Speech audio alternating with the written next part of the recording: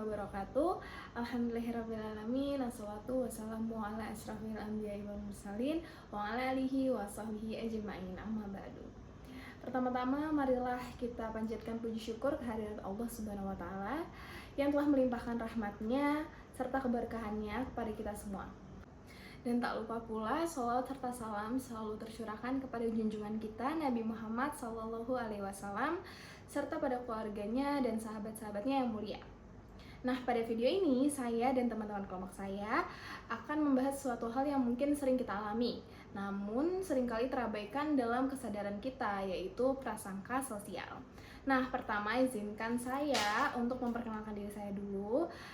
Saya Sanaya Kanisa Widodo dengan NIM 213200008 dan ada dua teman saya lagi. Yang pertama ada Uswatun Hasanah dengan NIM 213200139 dan Sabita Surya Pradani dengan NIM 213200170. Jadi simak pembahasan kita mengenai prasangka sosial di video ini ya teman-teman.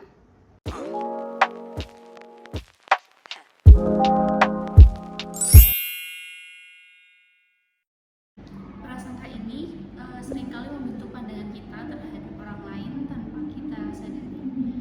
Mari kita renungkan bersama bagaimana prasangka ini dapat mempengaruhi kehidupan kita dan hubungan kita dengan sesama manusia lain. Semoga kita dapat belajar bersama dan merenungkan pesan yang bisa kita ambil dari tema yang sangat relevan ini. Pertama-tama, saya akan menjelaskan prasangka dari sudut pandang Islam terlebih dahulu. Prasangka dan suudzon merupakan dua istilah yang memiliki makna sama tetapi istilah penyebutannya berbeda. Dalam Islam, suudzon merupakan salah satu penyakit hati yang dapat merusak akhlak dan pahala.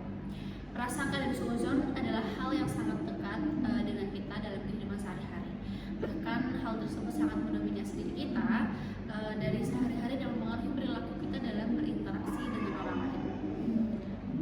Adapun pengertian istilah menurut Al-Ithabi dalam mendefinisikan pada sebuah hadis muttafaq alaih adalah menetapkan sangkaan buruk lalu membenarkannya, dan hal itu adalah dosa namun terkecuali untuk yang hanya terbesit di dalam jiwa kata yang demikian tidak berdosa.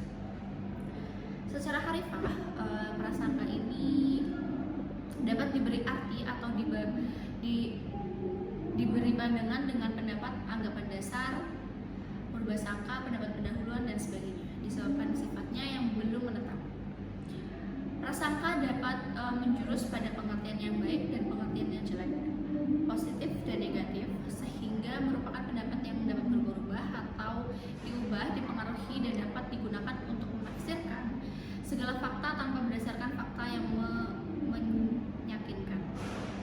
Artinya, prasangka sebagai berpendapat dapat diubah dan mengubah fakta yang diterima dan dikumpulkannya, yang mungkin positif meyakinkan atau negatif mengubahkan atau menguntungkan dan merugikan serta melemahkan, sehingga dapat disimpulkan bahwa prasangka adalah suatu bentuk sikap negatif terhadap anggota satu kelompok tertentu yang dapat menimbulkan perilaku diskriminasi sehingga kekerasan. Perilaku ini didasarkan hanya pada keanggotaan seseorang individu dalam suatu kelompok, bahkan karena karakteristik individu maupun perilaku aktualnya. Firman Allah dalam surah Fussilat ayat 22 dengan arti, tetapi kamu mengira bahwa Allah tidak mengetahui tindak tandukmu. Dan ayat 23, demikianlah dugaanmu yang salah terhadap Tuhanmu yang mencelakan kamu, maka kamu menjadi orang-orang yang rugi. Sikap prasangka di sini adalah mereka menduga bahwa Allah tidak mengetahui perbuatan maksiat dan terlarang yang mereka lakukan. Mereka mengira bahwa Allah juga tidak mendengar apabila mereka bercakap dengan suara yang perlahan. Lalu, karena dengan dugaan mereka itu, mereka boleh melakukan apa yang mereka ingin lakukan dengan mereka katakan karena Allah tidak mengetahui. Sesungguhnya Allah itu Maha mendengar dan Maha melihat. Mereka ini termasuk kelompok orang-orang yang sangat rugi. Berbeda dengan mereka yang berprasangka baik.